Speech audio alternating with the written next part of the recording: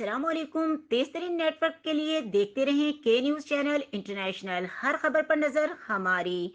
रुक करेंगे अरब अमारात का, जहां से रिपोर्ट कर रहे हैं हमारे नुमाइंदे सैयद काशिफ अली शाह।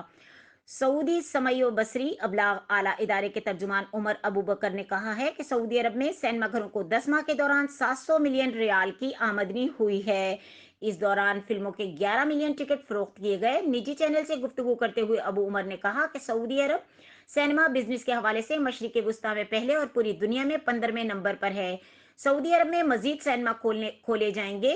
कोरोना वबा के बावजूद सऊदी अरब में 66 लाख सिनेमा टिकट फरोख्त हुए। 10 माह के दौरान मशरिकी वुस्ता में सिनेमा घरों ने सबसे ज्यादा बिजनेस सऊदी अरब में किया। फिल्मों की टिकटों की फरोख्त के हवाले से गैर मामूली रिकॉर्ड कायम किया।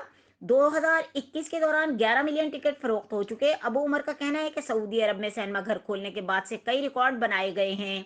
सबसे ज्यादा आमदनी भी हुई है। मशरिकी वुस्ता में सिनेमा घरों से होने वाली 55% आमदनी का ताल्लुक सऊदी अरब से है। मुमलिकत में सिनेमा घरों की बहाली से अब तक 1000 से ज्यादा फिल्में दिखाने की मंजूरी दी जा चुकी है। अबू उमर ने कहा कि सऊदी अरब में सिनेमा घरों का शोबा नई पेशरफ्त के लिए कोशां है।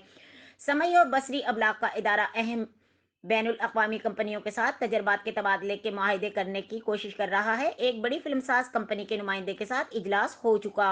मजीद खबरों और अपडेट के लिए देखते रहें के न्यूज़ चैनल इंटरनेशनल।